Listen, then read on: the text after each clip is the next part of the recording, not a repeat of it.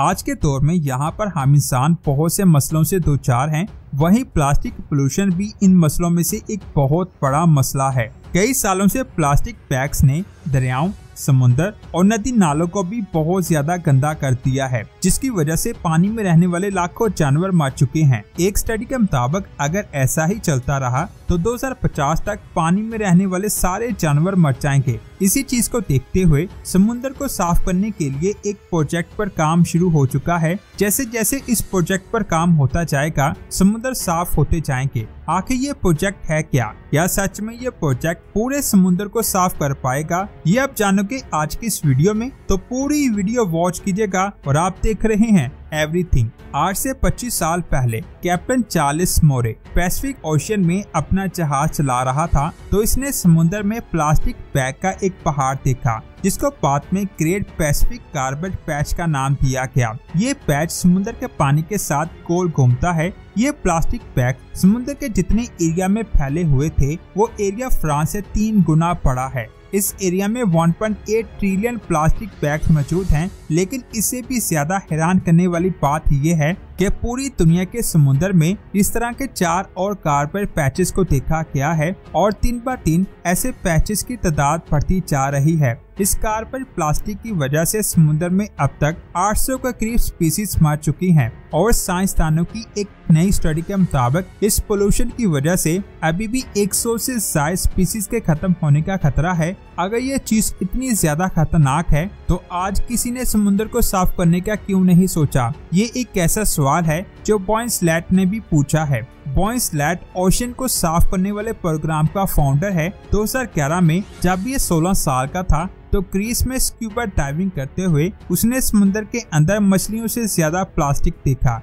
ये देखने के बाद वो इस प्लास्टिक के कचरे के लिए कुछ करना चाहता था, जिसकी वजह से उसने अंदाजा लगाया कि ओशन को करंट्स की मदद से साफ किया जा सकता है। इस तरह प्लास्टिक के पीछे जाने की बजाय प्लास्टिक उनके पीछे आएगा। ये उस वक्त एक स्कूल स्टूडेंट था। उस वक्त उसने ये आइडिया TEDx टॉक में भी दिया था, लेकिन उस वक्त इसके आइडिया पर किसी ने भी फोकस नहीं किया। कुछ अरसा गुजर जाने के बाद उस लड़के ने अपनी जेब से $300 के जरिए इस काम को स्टार्ट किया, लेकिन 2013 में उसकी TEDx टॉक वाली वीडियो वायरल हो गई, जिसकी वजह से दुनिया भर से लोग इसका साथ देने के लिए तैयार हो गए और उसे $90,000 फंड्स के तौर पर मिले। इसको बहुत ज्यादा सपोर्ट किया जाने लगा। अब इसकी टीम में कई सौ साइंसदान और इंजीनियर्स भी आ चुके थे। ये सब लोग मिलकर समुद्र को साफ करने के तरीके ढूंढ रहे थे। उन्होंने ये फैसला किया कि सबसे पहले the great Pacific garbage patch को साफ किया जाए। यहाँ पर सबसे ज्यादा कचरा मौजूद है।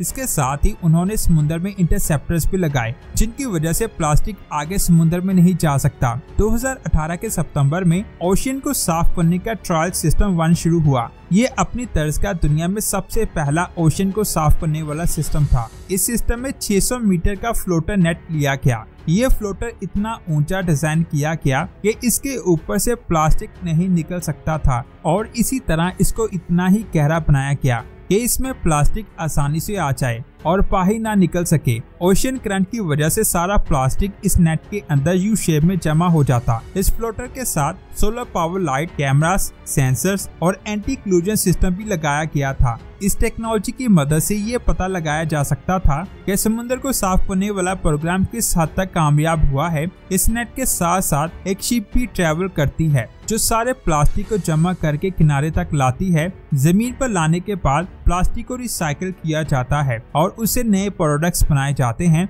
ये मॉडल ज्यादा कामयाब नहीं हो सका क्योंकि इसमें प्लास्टिक आसानी से बाहर निकल जाता है। कुछ टाइम के बाद ये सिस्टम टूट गया, लेकिन इससे भी बड़ा मसला प्लास्टिक का नेट से निकल जाना था, जो कि हल ना हो सका। इसीलिए जुलाई 2021 में ओशन को साफ करने वाले सिस्टम 2 को लॉन्च किया गया। इस बार नेट के दोनों किनारों को शिप के साथ बांधा गया और यह फ्लोटर 800 मीटर लंबा था, यानी पहले वाले सिस्टम से बड़ा था। इस सिस्टम का एक और मकसद हॉट स्पॉट को ट्रैक करना था। पैसिफिक ओशन में हर जगह प्लास्टिक की डेंसिटी एक जैसी नहीं थी, बल्कि इसकी कोर के करीब डेंसिटी ज्यादा थी। अगर समुद्र में ज्यादा वेस्ट को निकालना था तो इसके लिए ये एरिया सबसे बड़ा टारगेट था। सिस्टम 2 को लॉन्च करने के बाद 1 साल तक ये सिस्टम कामयाब रहा। 2022 के जुलाई में ओशन को साफ करने वाली टीम को सबसे बड़ी कामयाबी हासिल हुई। अब तक ये लोग नॉर्थ पैसिफिक गार्बेज पैच में से 1 लाख किलोग्राम तक प्लास्टिक को निकाल चुके हैं। लेकिन दोस्तों, आप ये सुनकर हैरान हो जाओगे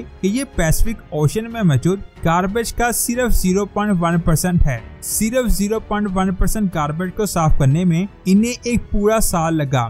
अगर ये इसी प्रोसेस को हर साल रिपीट करते रहे, फिर भी नॉर्थ पैसिफिक गार्बेज पैच को साफ करने में 1000 साल लग जाएंगे। जैसे कि आपको पहले बताया जा चुका है कि इस पैच का साइज फ्रांस से 3 गुना ज्यादा है और जितने प्लास्टिक को यहाँ से निकाला गया है वो फ्रांस के शहर पेरिस का सिर्फ 2% है। अब ओशन को साफ करने वाली टीम सिस्टम 3 को लॉन्च करने का प्लान बना रही है। सिस्टम 3 को इतना पावरफुल बनाया जाएगा कि वो सिस्टम 2 के मुकाबले में 3 गुना ज्यादा वेस्ट को निकालने की कैपेसिटी रखता होगा और वक्त के साथ साथ ये अपने सिस्टम को अपग्रेड करता जाएगा। जब ये सिस्टम 10 तक पहुंच जाएगा तब ये सिस्टम नॉर्थ पैसिफिक ओशन को प्लास्टिक से साफ कर देगा और अगर पूरे पैसिफिक ओशन को साफ करना हो तो उसके लिए 100 से भी ज्यादा सिस्टम की जरूरत होगी। आपको इसके बारे में क्या कहना है? नीचे कमेंट्स करके जरूर बताएं। आपको ऐसा नहीं लगता कि हमारे माहौल को साफ रखना हमारी ही जिम्मेदारी है?